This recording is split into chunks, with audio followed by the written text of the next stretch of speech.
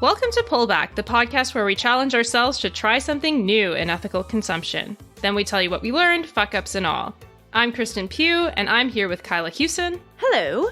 And this is our third episode in our series on consumer electronics.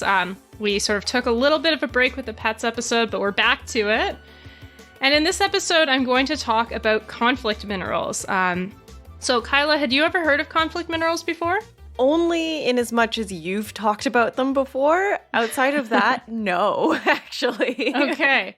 We'll talk a little bit about what they are, and then what we're going to do is it's going to kind of be like that Operation Breadbasket episode from last year where we tell the story of an activist movement. So, ooh, okay, cool. Yeah, we'll talk a little bit about the Enough Project and their conflict minerals campaign. So my first question that I've got written down is, what are conflict minerals? And essentially, so the term conflict minerals, it was a label that activists created, and the purpose was to basically describe the role that 4 specific minerals played in the ongoing conflict in the Democratic Republic of the Congo. So do you know generally where I'm going to call them the DR Congo or Congo. Do you know basically where it is? Yes, I know that it's in Africa, kind of in the middle, and I think I could point it out on a map. It's big. It's big, yeah. It's like the second biggest country in Africa, behind Algeria, I think. So, very big African country. We'll talk not that much about the history of the conflict there, but basically the conflict goes back to colonialism, as would probably surprise nobody. But there's also some spillovers from other places in the region, so it makes it really complicated to deal with. We'll talk a little bit more about it, though. So conflict minerals is specifically meant to apply to minerals that are being used to propagate the conflict in the Democratic Republic of the Congo. And it includes 4 different minerals, so tin, tungsten, tantalum, and gold. So sometimes it's called the 3 TGs, just because otherwise that'd be a huge mouthful. And it not only includes tin, tungsten, tantalum, and gold, but also the minerals that are derivatives of those. You might have heard of cassiterite, wolframite, and coltan. A lot of people will have heard of coltan if they've heard about conflict minerals. All right. So 3TG minerals, or the conflict minerals, they're present in a lot of products, and that does include consumer electronics. So they're in our laptops, our smartphones, gaming consoles, tablets. But they're also in a bunch of other things like cars, airplanes, medical devices, lighting, and jewelry. So the decision, we'll talk a little bit about the decision to focus on consumer electronics, but it's not as though these things are only found in your smartphone. It's just that that's what activists chose to target because Apple's a little bit more brand sensitive than like some of the jewelry companies. So we'll talk a little bit about the Congo. Democratic Republic of the Congo has a really long and complicated history, and I won't be able to do it justice, but they were colonized by Belgium, and eventually there was a struggle for independence. There was a crisis that happened after that. I think has Behind the Bastards done an episode on Patrice Lumumba? I can't remember. I'm also like 2 months behind on Behind the Bastards. I hope so. Correct us, listeners, if you know, and we can link to that. I feel like I remember him being mentioned in some context, but he was essentially like a socialist leader that he was arguably like a really bright hope for the future of the Congo, but a combination of like colonialism and anti-communism, and because there are so many regions in the Democratic Republic of the Congo, one of the wealthier regions was trying to sort of revolt. He ends up getting assassinated. Then you end up with Mobutu Sese Seko. So people might have heard of that name before. He was a pretty bad despot for many years. And he ends up getting deposed in the first Congolese War by Laurent Kabila. And then the second Congolese War happens. And I think he stays in power for quite a while. But then he's succeeded by Joseph Kabila, who I think is his son, but listeners can correct me on that. But all the point being, there's like a series of leadership changes that happen throughout the Democratic Republic of the Congo. There's a series of internal conflicts that happen basically from the start of independence, and even before that in the conflict for independence. it's hard to delineate what is a conflict that goes on. And one thing that we haven't mentioned even yet is the Rwandan genocide, because Rwanda is like right next to the Democratic Republic of the Congo. And so when we're talking about conflict minerals, the genocide in Rwanda is really important because a lot of the issues with conflict happen sort of on that eastern border with Rwanda, and a lot of it is sort of like spillover from people fleeing after the massacres. The Second Congolese War, it formally ends in 2002, but basically what happens after that is you have a series of like militias and rebel groups that are controlling particular parts of the territory. So the state's not able to reach every part of the country. And the Democratic Republic of the Congo is also sort of really mineral rich. And particularly in the eastern regions of the Congo, there are a lot of rebel groups that have a huge incentive to hang on to territory in order to sort of extract minerals to make money. So it becomes, the war is formally ended, but there's still this conflict going on. And in part, it's being sort of exacerbated by this mineral wealth. And so there are a couple of regions that you might have heard of that are mostly associated with this. So Ituri, North Kivu, and South Kivu, those are the eastern provinces that have a lot of the like conflict minerals, as we say. The conflict in the Democratic Republic of the Congo, it's very complicated. And it's also a really big conflict. So there was a lot of debate about the numbers, but as many as 5.4 million people have died in conflict in the DR Congo since 1996. So that's a lot. Yeah. I didn't realize it was that much. Yeah. So that's one of the reasons that it's called like Africa's World War sometimes. And it's sort of because it's really complicated, like I'm sure listeners are like, Kristen, you just said so many nouns. Like I don't understand what just happened there. And that's partially like me explaining it badly, I'm sure. But also it's so complicated that like journalists have a really difficult time explaining it to the conflict to Western audiences because there are so many different actors and the actors change all the time. So, but it is a really important conflict, and it's one that has seen like a lot of internal displacement, obviously a lot of deaths. That 5.4 million death toll is pretty significant. And also there's a high level of sexual violence that has occurred throughout the situation. So people may have heard of the Congo associated with that. But conflict minerals are essentially, they're linked to the perpetuation of the conflict. So the idea is, you've got this conflict that can't really end. It's difficult to get parties to come to the table because you can make a lot of money if you're a rebel group or even if you're like part of the Congolese government by just gathering minerals. And so if you can get people to work at the mine, and in some cases there's associations with forced labor as well, which we've talked about in previous episodes of the podcast, you know, you can run a pretty big profit margin and it gives you a pretty low incentive to come to the bargaining table to actually get an enduring peace, right? So can I make an assumption then that the activist groups are basically pushing companies to buy their minerals from somewhere else? Or what happens if everyone just stops supporting that industry? Wouldn't that solve it? Well, yes and no. So this is, we'll talk about this a little more when we talk about the actual campaign. It's tricky because you really wouldn't want to get all conflict minerals out of, or all mineral revenue out of the region, because there are some non-conflict linked mines that exist in the DR Congo and also in neighboring countries. And those are a huge source of livelihoods for people, right? So you don't want to like take too wide a brush by just stopping companies from purchasing minerals from the DR Congo, or even from that like broader region in Africa. That would be really bad for development.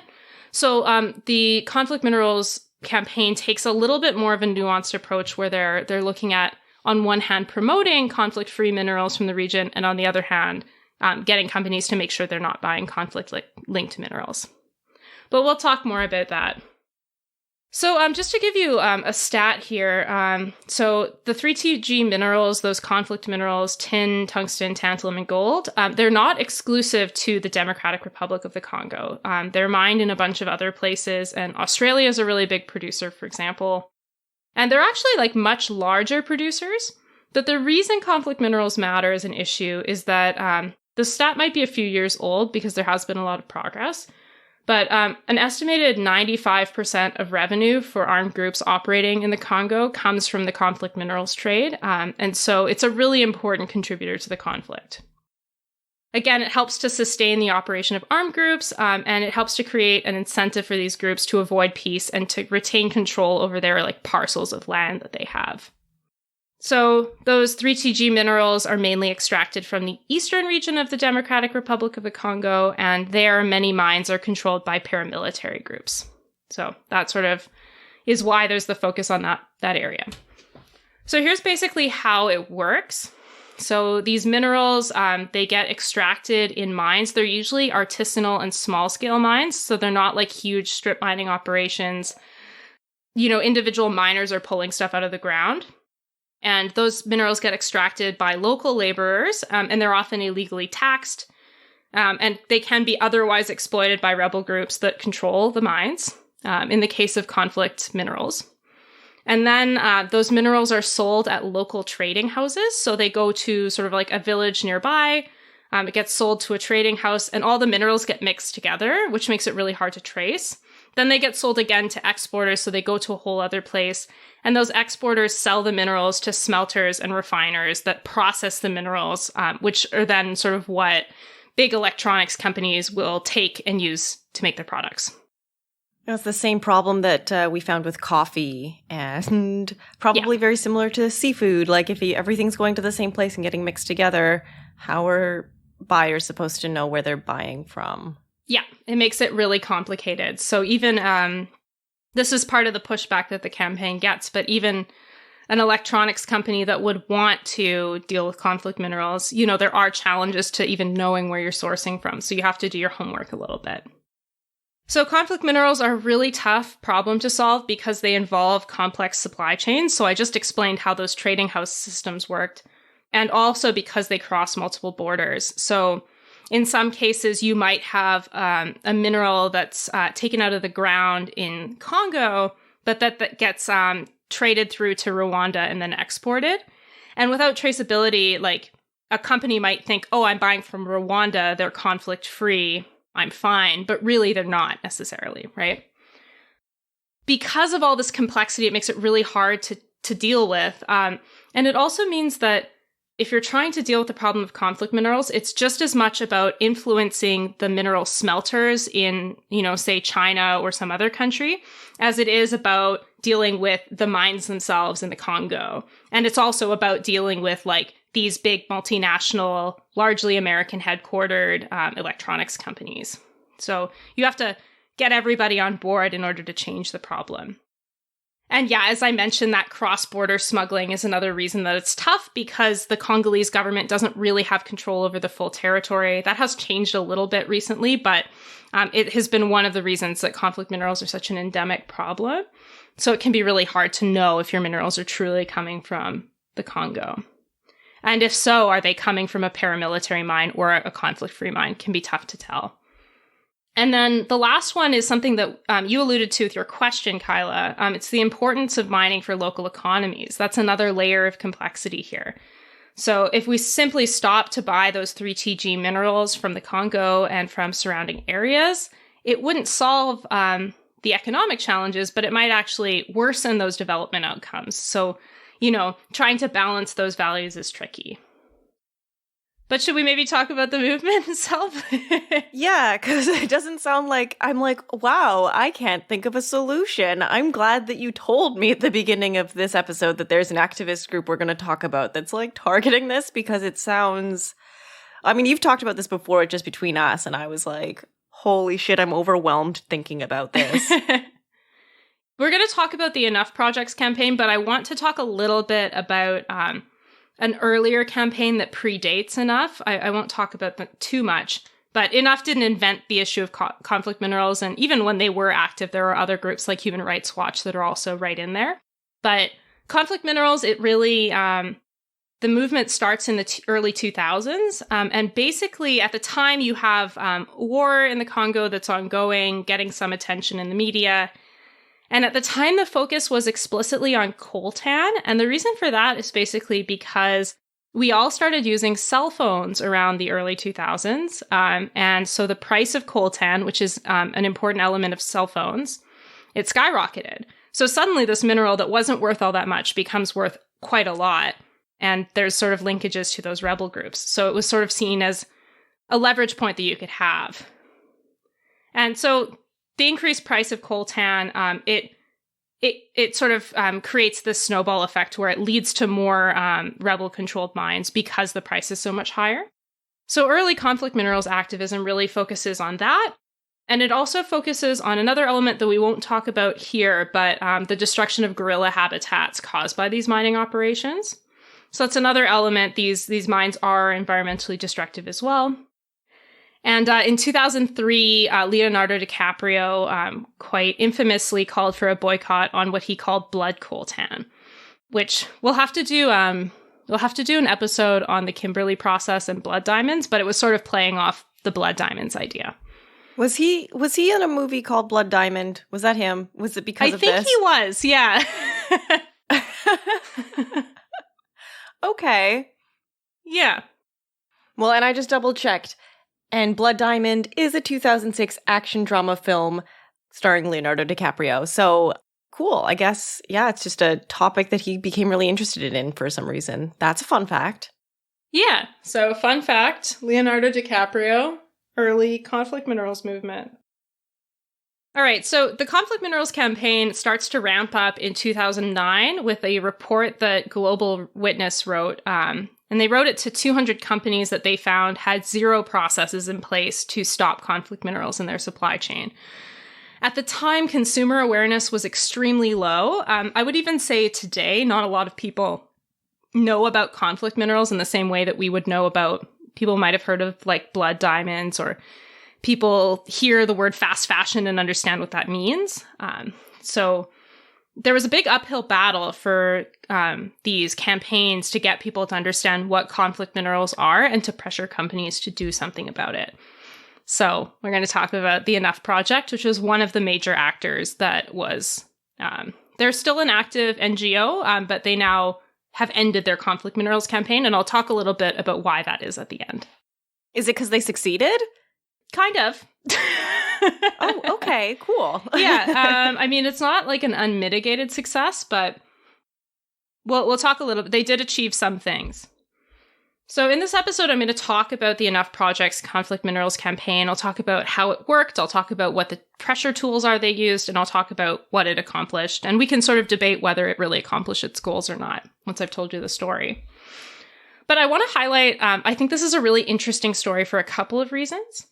So first, it shows how consumer pressure and public policy advocacy are actually really closely connected. People often separate them and they think if you're for ethical consumption, then you're not for political solutions. But this case really shows that you can use them together and that they're inherently complementary. I like this case also because it's sort of a good model for how activists should pressure corporations to address really complicated problems that arise in today's world of globalization. And also because it highlights the importance of combining shame with praise in order to get companies to change their behavior. And personally, I think it worked pretty well. We can debate whether you agree. I just want to do another highlight about Operation Breadbasket because I think these are linked somewhat. So Kyla, I don't know if you remember this because it was like a year ago, but when we were talking about Operation Breadbasket, which was a boycott campaign to increase Black employment in American cities that happened in the 60s, so we kind of ended that episode reflecting on how a lot of the conditions that happened to make it successful really aren't possible anymore. And I wanted to share a story of how consumer activism campaigns work in today's context. So there's a lot about this story that's very different. The strategies that Enough applies are very different. But maybe at the end we can sort of reflect on if there are any similarities or, things like that. Yeah, awesome. So a couple of quick words on the Enough Project. The Enough Project, they're basically, they're one of the leading organizations that campaign for an end to conflict minerals. They aren't the only one, but they're the one I'm going to talk about today.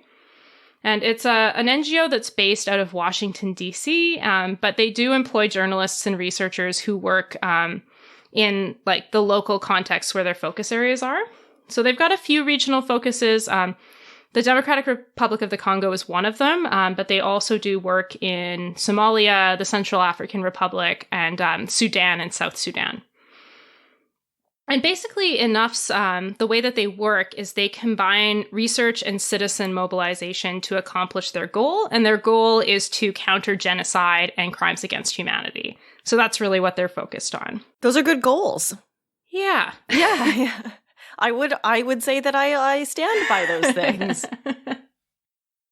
So ENUF begins advocating on conflict minerals in 2009, and they basically start by writing letters that they co-sign with a bunch of Congolese and international NGOs, and they're addressing these letters to different consumer electronics companies. That's kind of their first opening salvo. And the letters basically called attention to conflict minerals and asked the companies about what steps, if any, they were taking to address them. Once that was started, ENUF took on an approach where basically they were doing they had two sort of tracks of what they were doing. The first track is research and monitoring. So they're looking at what's going on the ground, what are good policy solutions, what are companies doing. They're doing the sort of research and analysis role. And as well, they're supporting grassroots activists to apply direct consumer pressure. So you can see this like in contrast to Operation Breadbasket, where you have, very locally based groups that are directly calling for boycotts and carrying them out themselves. ENUF isn't actually calling for a boycott, and they're not themselves going out and picketing, but they're working with other groups to sort of coordinate a movement that has a coherent message and that can apply consumer pressure. So I think it's kind of an interesting approach. How do they get the money to do this research and stuff? Like, were they funded by somebody? Yeah, I don't remember. They're an NGO. They probably get a combination of like donations and grants, but that's cool. I don't know. Yeah. No, that makes sense. I was just curious. Yeah. So let's talk about the research first. So ENUF starts by looking at basically like site visits. They do stakeholder interviews. So they're trying to get like a picture of what's going on the ground. They're trying to establish their credibility as experts in conflict minerals. And they also set a clear advocacy direction. So there are 3 things that they're calling for when they're talking about conflict minerals. So trace, audit, and certify. I'll talk a little bit more about what that means, but they established this very clear headline of this is what companies should do, and that can guide the entire movement, and that's based on the research that they're doing. In the sort of research bucket, they identify under those like 3 things, trace, audit, certify, they identify specific changes that activists can advocate for. And so they're drawing on their research to constantly modify these recommendations to have it match what unfolding practice is, because companies are starting to change as the movement happens. So then that second tactic is support for grassroots activists. So alongside that monitoring role, ENUF has supported other activist organizations to mobilize on conflict minerals. They do that in part by supporting activists within Congo, but also activists that are in wealthy Western countries that can apply consumer pressure to the companies that they're targeting, in this case, electronics companies. So some of that was like coordination support. They worked a lot with student groups, who I don't know if people have been in student groups at universities, but they are often very disorganized. And so ENUF was, they had a little bit more of sort of like an infrastructure that they could help to coordinate these campaigns from students that had a lot of like energy and wanted to carry out activism on conflict minerals. They just needed a little bit more guidance. Little guidance. It also, I think, just helps to have like, if you have key messages, somebody doesn't have to write that, and it's coherent, so you're not fighting amongst one another, which is really useful. And so they were sort of coordinating, in some cases, building the capacity of these organizations. And they're also amplifying activist messages by bringing it to like the media to make sure that these issues are getting covered. And they're also doing awareness raising themselves. So in their mobilization efforts, ENUF basically sought to encourage a whole bunch of simultaneous actions that are targeted at different actor groups. So rather than having like one target and focusing the pressure on that, They're saying, okay, we've got some student groups that are trying to get conflict minerals off campus. We've got these other local groups that are trying to get cities to sign ordinances. We've got this letter writing campaign that's targeting Intel. Like they've got a bunch of stuff happening all the time because grassroots activists are picking their particular target. They're just guided by the overarching frame that Enough has created.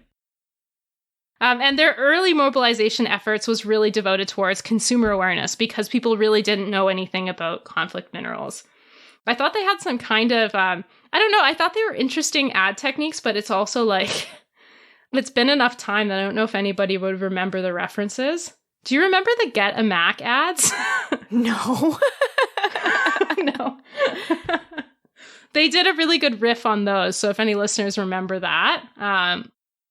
So they do stuff like that. Sometimes it'd be a little cheeky. Oh, that's fun. I like a cheeky ad. That's always draws me in a little bit more. Exactly, yeah. Another thing that's really important to know about this campaign is they didn't just shame every consumer electronics company.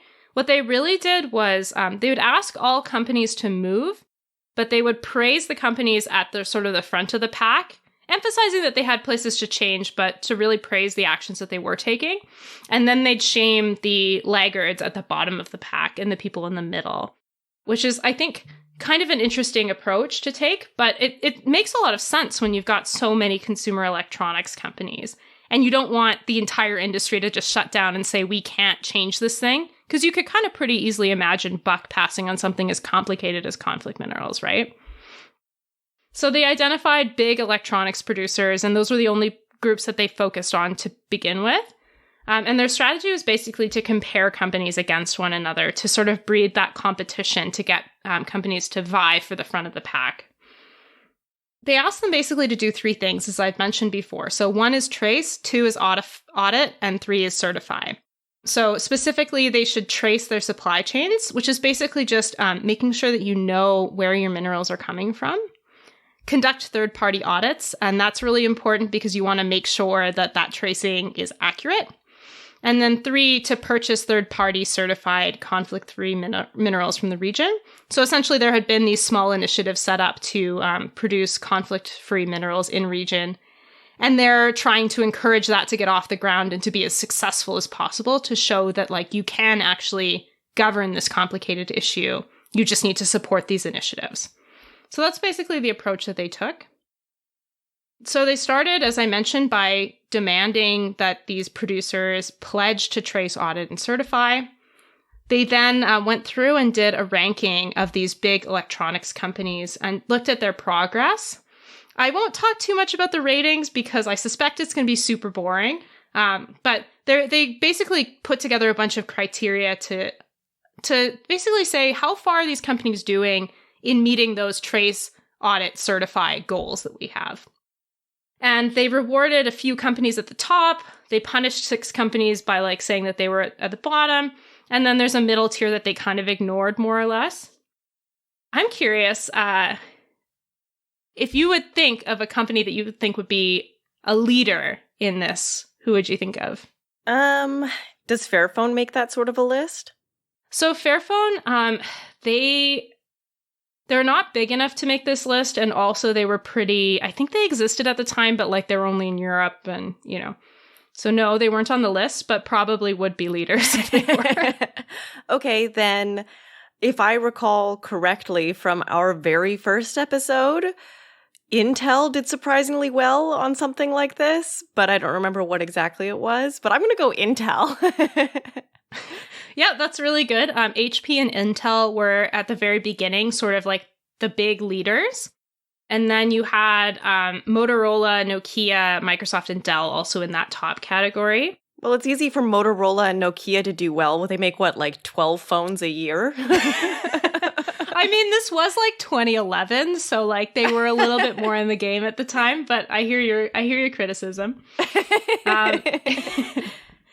Yeah, and some of the laggards were Nintendo, Canon, Panasonic, and SanDisk.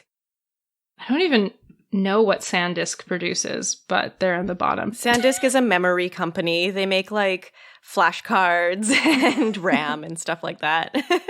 There you go. It's so useful to have a former computer salesperson on the show.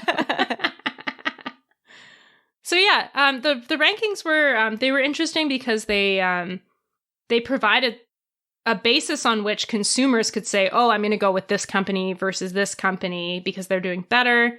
They allowed companies that were at the top to really like brag about it in their statements, which I think has an interesting effect of reinforcing that you should be doing something because they're saying you should be doing something. And then you can point to what they said a year ago, like, oh, but you said conflict minerals were important and now we don't think you're doing good enough. It's like a dynamic that doesn't exist if you don't have these rankings. That's basically what the role of the report was to do. And it was accompanied by specific suggestions on how firms could improve, which allowed activists points where they could, sort of take specific actions. Enough then released a second set of rankings in 2012. It was pretty similar. There was some movement. I won't talk too much about this. I find it very interesting, but probably the listeners won't. One of the sort of notable things is that Intel and HP are still like doing pretty well in the rankings, and they're sort of lauded as standing ahead of the pack. And that there are also some companies that are really sort of improving. One of those is BlackBerry, which, again... Don't know how they're doing today. Yeah, in 2012, maybe it was more important. Now I don't know how many phones they produce. So, like, the rankings weren't the only thing they're doing. They've got a bunch of other communications that are happening. But these are sort of like the big pieces of their research. And they did one more in 2017, and that one included the jewelry industry because they started to shift eventually. They sort of saw that consumer electronics companies are getting on board for the most part. There's at least a lot of movement happening. And at the same time, you've got a lot of jewelry companies, particularly there's super little progress happening in gold. And who uses a lot of gold in products that like consumers recognize? Jewelry makers. The 3TGs are also in things like airplanes, but as a consumer, I have no control over what my airplane's made of, I have very few choices with airlines, let alone like the components of my airplane, Yeah, especially in Canada. Maybe European listeners can shop a little bit more, but... Yeah, maybe they should have targeted Ryanair. I don't know. But yeah, so they focus on the jewelry industry, which is doing basically nothing at the time, and that's one of the big findings of the report. One notable change that happens, so I don't want to give people the impression, like I hadn't talked about Apple before, but they were in the middle of the pack, and they actually make a huge amount of progress over this time, and they and Google overtake HP and Intel as the leaders in conflict minerals in these rankings. So maybe not ethical in all realms, but they did on this issue take a lot of action in a fairly short period of time. Well, that's kind of nice considering they're probably two of the biggest buyers of those products.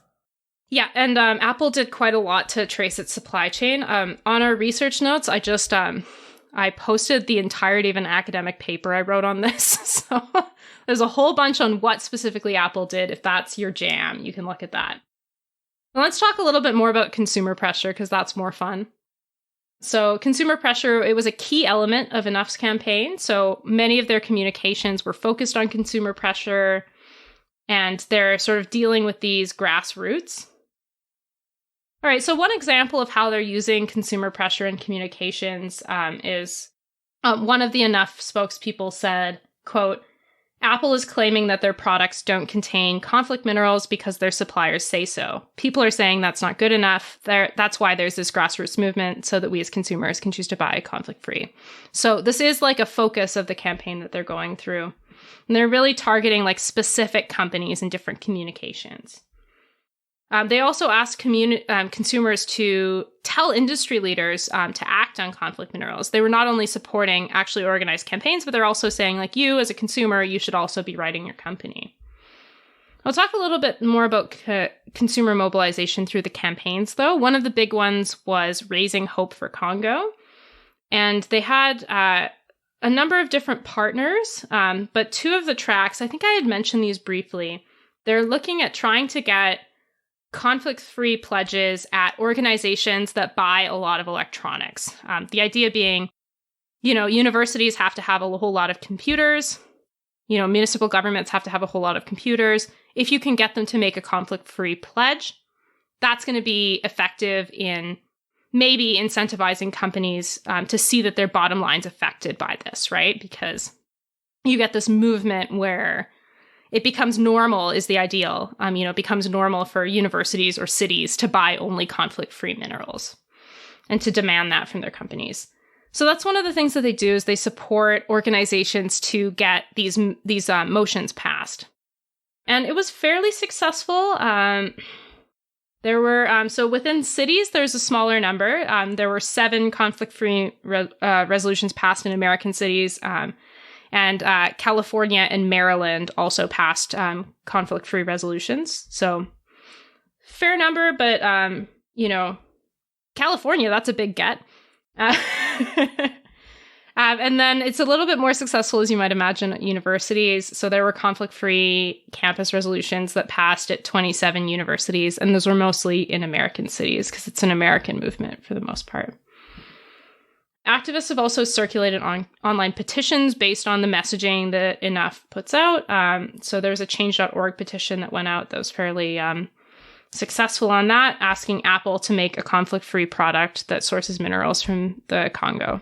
So that'll just give you an example of the kinds of consumer oppression movements that are happening. In Canada, they worked with Students Taking Action Now Darfur on a conflict minerals campaign as well. So they're also working specifically with existing organizations to focus on conflict minerals. Another thing that Enough focused on, which I think is really interesting for this case, is creating governance systems. So as I mentioned at the beginning, one of the big problems with conflict minerals is that you don't have state control over the areas where this is happening, right? There are pockets of land that are controlled by different militias and rebel groups, and that's where a lot of the problems come from. And it's really hard to govern that, because there's not state governance, and also because of how the global economy works. Even if you had that state governance, we know that it's hard to monitor ethics over borders. So you have kind of this dual governance challenge that's happening.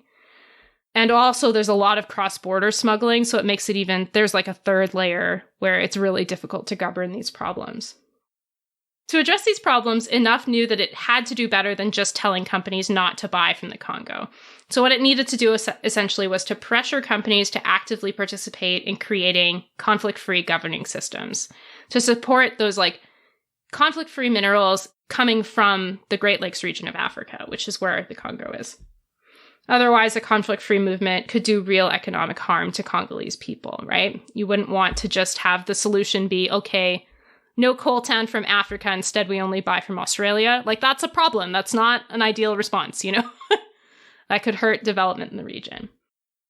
So Enough really used that sort of praise function where they're praising companies for doing well to promote company engagement in initiatives to encourage in-region conflict-free minerals. So it criticized the failings of these initiatives because they definitely weren't perfect, but they also were encouraging companies to participate and to actively sort of be a buyer for them. There are a few different conflict-free certification schemes. I'll just mention them briefly. One is the Conflict-Free Sourcing Initiative. They have, they're basically a group that creates systems for downstream producers. So that's end of use. So the electronics companies can influence suppliers to be conflict-free. So they have an initiative called Conflict-Free Smelters, which publishes a list of smelters. They're basically the group that a smelter is part of the minerals refining process. And so they'll publish a list of smelters that are compliant with conflict-free sourcing rules. So if you're an electronics company, you can buy from that. There's also a group called ITSCI, which is a certification on the other end from the mining side that was created by the Tin Industry Association. And it initially was just for tin, and it was certifying conflict-free tin. But now it focuses on also tantalum and tungsten, and they promote conflict-free mines in the region and certify them. And then there's also a third initiative that's coming. It's an interstate group that's coming out of the Great Lakes region of Africa called the ICGLR. And they started a conflict-free minerals certification, that's sort of built by the region, which I think is pretty cool. Yeah, I like that one the best. I don't know anything about these, but I like the sound of that one the best. Yeah. You've got to love like local empowerment for sure. So none of these initiatives were perfect. Some of them had some pretty serious flaws, and hopefully those are being fixed. But enough encouraged participation while at the same time sort of pushing for those problems to get fixed. It was sort of like a support, but also punch softly approach. And enough also asked companies to support capacity building initiatives in the region, because sometimes, like, we've talked about this on other podcasts, but it can be difficult to certify minerals, or certify anything really, because like there's a certain cost to that, right? If you're a small producer, you have to pay the costs of the audit. That's usually something that the producer takes on themselves. It also means that you might have to like increase your documentation. Like it is expensive, even if it's a good thing to do. So one of the ways that you can sort of deal with those barriers is to have a capacity building initiative that will pay for the cost of the audits and things like that. So enough also asked companies to participate in those kinds of capacity building initiatives. And there were a bunch of those that started up as well. Is it just my negativity here, but would it not also maybe stop the bribing of auditors? Yeah, you don't want to have auditors being bribed. That's a whole... We should maybe do an episode on... No, that would be a really boring episode. Auditing is such bribery. An interesting topic, and it's really hard to take out those incentives, and that happens like across all eco labels. You have to deal with these kinds of challenges, and some are better at it than others. But anyway... We don't need to get into that right now. I'm just listening to this and I'm like, oh, it's expensive to do all this auditing and stuff. And I'm like, yeah, I mean, if you're already spending that money and you don't want to take forced labor out of your system, or you want people to think you're a conflict-free mine when you're not at all, it's like, okay, well, I'll just pay this auditor to label me as conflict-free. Easy. Yeah, especially since like a lot of the auditors, they're very specialized in their industry. So that can be a risk too, right? They might have worked at that company previously or something like that. But anyway, that's a whole other topic. So the last and I think really important pillar of the Enough's campaign was the Enough Project's campaign is public policy. So as it was taking on this sort of indirect consumer pressure campaign where they're researching and mobilizing, Enough is also involved in public politics at a bunch of different levels. So domestically, Enough advocated for conflict minerals legislation in the United States. Primarily in the United States, they also did some in Canada and Europe. Talk about those a little more. They also advocated for the American government to use their foreign policy tools, such as development funding, to address the problem of conflict minerals, so put that on development agendas. They also participated in processes internationally. I won't go into these too much, but I had mentioned the ICGLR, so that's interstate group of different African countries in the Great Lakes region. The United Nations has a bunch of stuff on conflict minerals, and also the Organization for Economic Cooperation and Development, or the OECD. They have a whole thing about conflict minerals due diligence. It is extremely boring reading, but I'm glad that they're doing the work that they're doing. But yeah, so they were working at sort of all those international forums as well. And throughout the campaign, they're really connecting this consumer pressure to their public policy advocacy.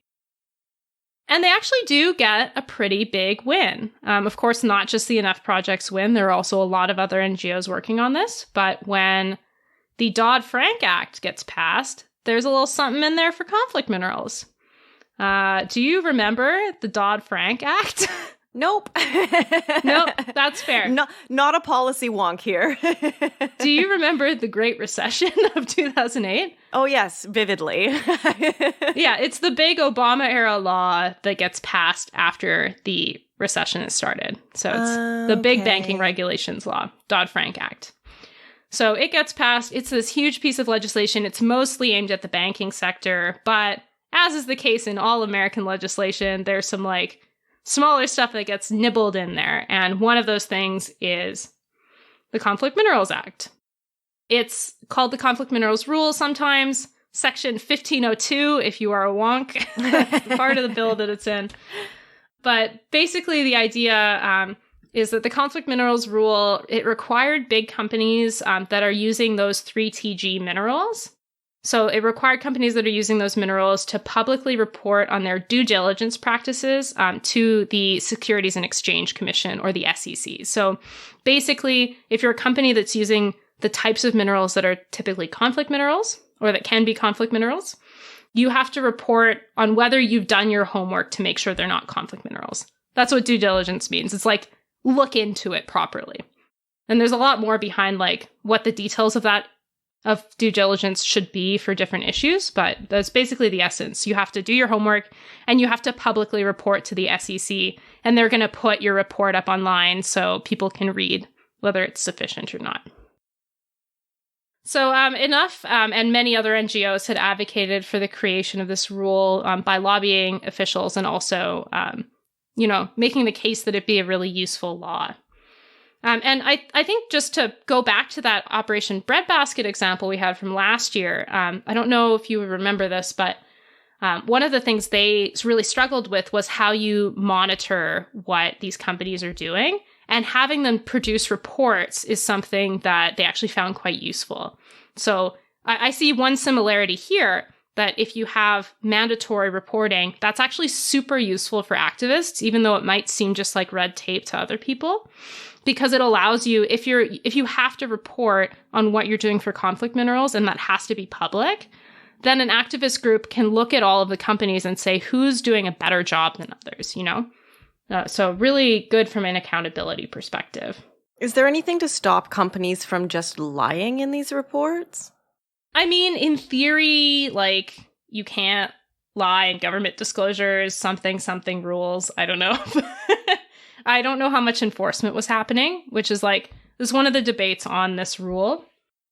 But just to talk a little bit more about getting it passed, they actually also asked those leading companies to publicly support the conflict minerals provision.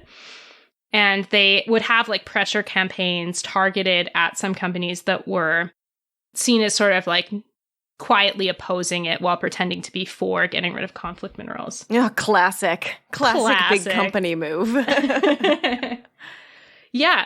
So they get this rule passed in the Dodd-Frank Act, and immediately there's this battle to ensure that this rule is actually going to get implemented, because there's immediately a fight between the U.S. Chamber of Commerce and the SEC over this provision and whether it should be implemented. And in the face of resistance from some major companies, enough is trying to call on leading electronics companies to express their support for the provision and to encourage consumer mobilization in its defense. I think Intel is one of the companies that actively sort of says, yeah, implement this rule, but I might be wrong. It was either HP or Intel, and the other one was kind of slimy about it. So. Okay. So go to our research notes if... Yeah, that one says for sure. But the point being that there are companies that you might see as being leaders in the pack that are quietly opposing it, but there are also some that are truly enough convinces them to actually publicly support the rule when it might have been in their financial interests not to do so. So that's not nothing. And over this fight, the SEC receives 13,000 letters to adopt the conflict minerals rule, and ultimately they decide they're going to implement it. But at the same time, they give companies quite a lot of leeway in interpreting what their reporting requirements are. And so Enough and other humanitarian NGOs have to go to battle again to try to get companies to implement it the way that they want to implement it. So they articulate what they want to see in these disclosures, they have to basically create everything to make sure that companies aren't interpreting the SEC guidelines as narrowly as they possibly can, because otherwise companies would probably have an incentive to disclose as little as possible. So the conflict minerals rule, it was a big win. It has been criticized because the disclosures don't contain enough information to determine necessarily which companies are acting responsibly. There's also been criticisms on the other side for the effect that the legislation has had on mining in the Great Lakes region of Africa. So it's certainly not a perfect provision, but it was a major step forward. And it, if nothing else, it creates this idea that companies can be made responsible for global problems in their supply chains. And so the regulation today, it remains in force, but in 2017, the SEC suspended enforcement. Yeah. Can you guess who was maybe behind that? Oh, so was it a company? Nope. Well, arguably, yes. But what happens in 2016 in America? Oh, no, it was Donald Trump.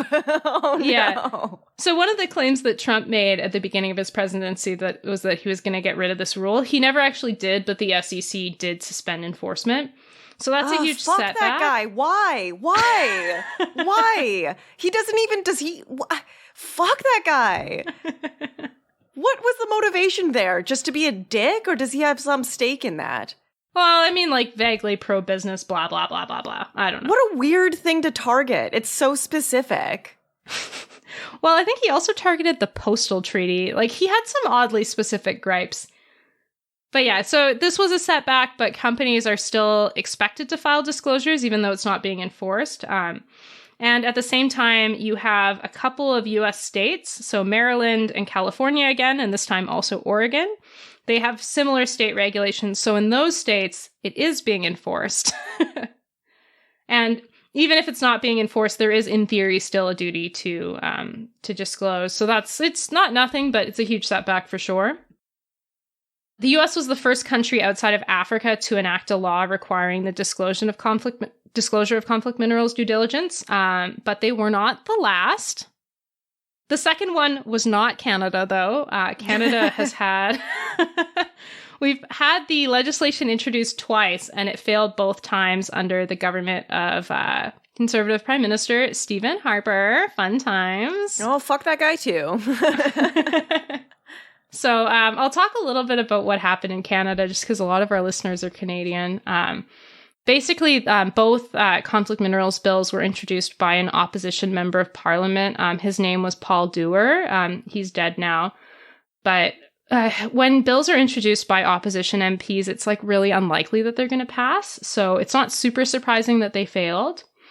But it is a notable effort. So starting in 2010, then MP Paul Dewar, who is the New Democratic Party, which is sort of the left-wing party in Canada, their foreign affairs critic, he tabled a conflict minerals bill. Then there was an election, so it didn't get voted on and it had to get reintroduced, and then it failed in 2014. I want to make a quick note for Paul Dewar because I think he was a really good person and he died of a brain tumor in 2019. So he was a really steadfast activist for human rights.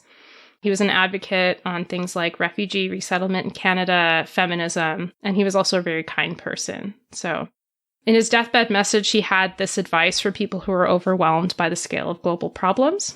I'll just quote it because I think it's nice. The secret is not to focus on how to solve the problem, but concentrate on what you can contribute to your country, your community, and your neighbors. I think that's a nice thought. Yeah. Yeah. So if not for glioblastomas, maybe we'd have conflict minerals legislation today because he probably would have kept fighting. Oh, we still don't. So they still haven't done it. No, we still haven't. Yeah, hasn't been reintroduced since. But the European Union does have it. So this is nice. You know, they're bigger than us anyway. So I guess if you want one of Canada and the EU to pass something, you can't have both. You'd probably prefer it to be the EU because they're more powerful. But it's the Regulation on Responsible Sourcing of Minerals, if you want to know the full title, and it just came into force in January of this year. Very exciting. But also very sad. Yeah, it took a really long time. Yeah, partially it got passed in 2017, but legislators wanted to give companies enough time to adapt to the rules, which just kind of makes sense. I guess, but 4 years seems like an awfully long time. It does. I agree with that. But it's in force now. And there are a couple of interesting things about this regulation. So like the, I guess this is slightly different from Section 1502, but it requires companies to disclose the origin of their 3TG minerals. And unlike the American rules, the EU provision applies to minerals importers. So rather than making Apple specify, it's companies that are importing the minerals that have to state where they got them from. And it also classifies conflict minerals as those mined in any conflict zone or high-risk areas. So it's not just specific to the Democratic Republic of the Congo. It's anywhere where there could potentially be conflict minerals. So yeah, doesn't seem like bad legislation to me. No, that's pretty good. I like it. Yeah. Yeah. So I'll just add a quick reflection on the campaign, and then maybe we can have a chat. So Enough never launched a formal boycott. Instead, what they did was to steer consumers towards some electronic companies and away from others. And that practice of rewarding leaders and shaming laggards, it seems to be part of a strategy, I think, to motivate actors to continually push that frontier of action. Enough also participated in industry efforts, and at times they partnered with companies to lobby for legislative change. Their model of research and indirect activism could be another reason that they have been able to collaborate to the extent that they have with companies and government actors. So they haven't been perceived solely as combatants with companies. That's, I think, an interesting dynamic. They've been able to collaborate with companies on governance initiatives, and that's, I think, so important to a complex global challenge like conflict minerals, where you have the absence of government at both the state and the international level, and that's one of the primary obstacles. It's a really tricky challenge to overcome, and collaboration is probably quite necessary. I think although the conflict minerals movement has had its setbacks and its troubles, not least of which was Trump getting elected, establishing a collaborative dynamic, it has resulted in, I think, pretty considerable progress since 2007. There are new modes of governance that never existed before. There are certification schemes that never existed before. There's legislation that didn't exist before. And so, although it's not an unambiguous success, I think there's some evidence that the link between conflict and minerals has been severed, and that company pressure mattered a good deal to making that happen. Another thing to note is that Enough also encouraged the development of those in-region conflict-free certification and capacity programs. And I think that that had something to do with the criticism that the conflict minerals movement got in the early phase, which is that, it was hurting African economies. So they're trying to combat that. And I think they did a pretty good job. I do think as well that those national and international rules, so rules like the Dodd-Frank Act, they're really important parts of the solution, but that the norms of buyer-supplier relationships are also really important. So it's not just like they passed Dodd-Frank and suddenly they won. There's still a lot of fighting that happened after that, and a lot of the success that had been made previously made it possible for you to even conceptualize a rule like that got passed. So without consumer pressure, I don't think you get the public policy, and it's not as meaningful a win. And as well, it's important to note that the challenge of conflict minerals actually requires quite a bit from companies. So it's not an easy change to make. And that means that you have to do a fair amount of convincing to really get your goal. So I think that's why the Enough Project focused on emboldening leading companies by providing a basis for those companies to differentiate themselves when they're competing with other companies.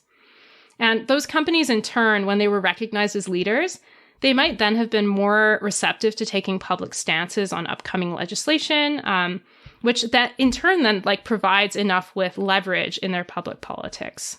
So these leading companies also often made statements where they were sort of patting themselves on the back, and that reinforced their status, and in doing so, reaffirmed what was expected good practice on conflict minerals. So it's sort of like a virtuous cycle that got set up there. And those self-congratulatory statements made it easier for Enough to claim that progress is possible, and that the companies that aren't sort of measuring up are just insufficiently committed, which is a really important argument to be able to combat. So Enough appears to have recognized that it'd be really tough to target less visible companies, so they focused on consumer electronics and later on the jewelry companies. And I think that's also something that's really important to recognize. It's something that we see a lot in ethical consumption. I don't know, what are your thoughts on the story that you've just heard, Kyla? So is Enough still around and they're just focusing on different stuff now? Yeah, they are. Exactly. Okay. I don't know. Yeah, I like that we get to talk about a story with successes, but I mean, 5.5 million people dying in 21 years or 24 years, I guess is what it was, is pretty wild to me. And the fact that, I mean, conflict minerals are still a thing. So, you know, none of this was actually a solution, really. And it took more than 20 years and people are still dying. And I think I just wish that there was a way to incentivize companies to cap salaries for the people at the top and spend all of that extra money that they were just giving to 5 people on initiatives that would better the company. I don't know, like that. I just wish that that was a thing we could do instead of all of this bureaucratic red tape that takes 20 years and Canada still doesn't have anything on the books for it. And it's like, I'm glad that things are being done, but I still don't, like, other than this conversation we're having now, I am not aware of the issues with conflict minerals. I just learned that, like, over 5 million people have died in that very short span of time. Yeah, they're not all linked to conflict minerals, just as a... Okay, good. Like, the war was bloody for different reasons. Okay, phew. I think I misunderstood that then. I was like, holy shit! No. The conflict itself has killed 5.4 million people, and, like, a number of those are connected to the exacerbation of the conflict because you have rebels that now have a profit incentive not to make peace. But you're right. Well, and like you said, that over 90% of the funding for those groups is coming from this industry. Yeah. So, but I mean, these groups are oftentimes like they're reacting to either some of them were fleeing Hutus after the Rwandan genocide. Some of them are groups that they're like religiously oriented groups. Some of them are groups that like don't like the corruption in the government. Like there's a lot of complicated reason that these groups end up getting set up. But it's just that like once they're set up, they become like warlords in a lot of cases and it's hard to get rid of them. Yeah, I don't know. I know it's complicated and I know that these groups were doing their best. And I like the way that they were going about it. Everything that you said does make sense for the time that we're living in, as opposed to Breadbasket, where it was like, well, we'll just do boycotts and picket lines and stuff like that. And that doesn't really work these days. It's just, I don't know, that was successful and it was easier. Now it's so complicated. You need global groups to work together and you need companies to disclose information and they don't want to do that. So I don't know. It's like here in Vancouver, if you want to build a building over a certain height, you also have to, like put up an art project nearby. And that's the thing you pay to have a building over a certain height. And I just wish that there was something we could do with companies where it's like, oh, you want to earn this much money, you also then have to do this good thing. That's typically what taxes are, Kyla. We just don't apply them to a lot of big companies, but yeah. I'm like rereading The Forever War right now, and the tax bracket in The Forever War is like 92%. And I was like, yes, do that for the top 1% earners and just put that money towards good things. I don't know. Yeah, no, you're totally right. But I do think there's something to, yes, it was a very, very, very long fight. But the fact that you have this conflict minerals legislation, I think makes it more possible for you to have modern slavery acts getting passed. And I think it marks potentially the beginning of a sea change for how we view human rights in our globalized economy. That we're taking small steps towards recognizing that companies actually do have a lot of power and that we should be requiring them to be ethical and to like look into shit, do your homework, make sure you're not sourcing from a conflict zone. That's true. Make sure you're not supporting forced labor. Sorry. No, that's true. It's just, I guess, I hope that progress continues and we don't start to take huge backward steps as climate change starts to rattle the world in a really violent way. Because in the last 2 years in particular, we've been really seeing the effects of climate change like very starkly. Last year, I think, is the year that it really became obvious to anyone who wasn't already paying attention. I think 2019, but yeah. Yeah, exactly. So like in the last 2 or 3 years, it's it's just been a lot and it's getting worse. And it's actually very interesting because we had a lot of climate speakers come to my elementary school when I was a kid that were like, in the next 30 years, you're going to start really seeing the effects of climate change. And now it's been 20 or 30 years. And I'm like, oh, these guys were very prescient. And I, at the time, was a child. I was like 10 or 11 years old. And I was like, oh, 30 years, that's so far from now. The grown-ups will have sorted it out by now because it's so obvious like that's going to be a problem. And it's within our lifetimes. And it's such a huge issue that needs to be fixed immediately that why wouldn't they solve it? And now here we are. So I guess I'm just stressed out that all of these things that we're talking about, like the conflict minerals, and like the fact that that's caused by so many different tiny, intricate issues that are very complex that work together. You throw climate change into that too, and I'm just like, oh, please don't let us go backwards. Maybe it's Donald Trump and 4 years of that presidency that just really terrified me, where it's like all of this progress can be undone in a moment. Yeah, although, I'll say two things. One is that climate change also, I think in some cases it's going to get worse. In a lot of cases it's going to get worse, but it's also stretching what governments feel their role should be, right? You can take as a really good example, the EU just announced the most ambitious climate package that exists. And one of the things that they're considering as a way to implement it is putting tariffs on areas where there are not carbon taxes and where, climate change action isn't high enough to sort of level the playing field so that you aren't at a financial disadvantage if you're an ecologically responsible company. And that's something that I remember it got brought up. I think one of the Canadian political parties brought it up and like the Conservatives jumped all over it as though it was this crazy idea. But now it's starting to look as though it's just smart policy, And I think it's important to recognize, like, that's a change. That's a good change. It's not as fast as it needs to be, but it's a good change.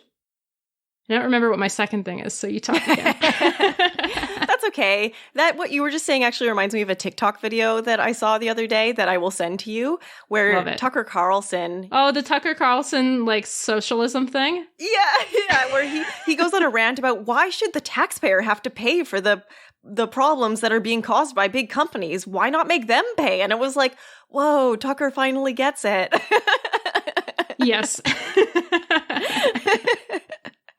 So maybe I should just hope that all of the right-wingers and fascists and people who, like libertarians and people who believe in the free arm of capitalism, maybe eventually they'll start to see that doesn't work just because it's obviously not working. I don't know. Yeah, I don't know. I think like we kind of have policy in eras. You know what I mean?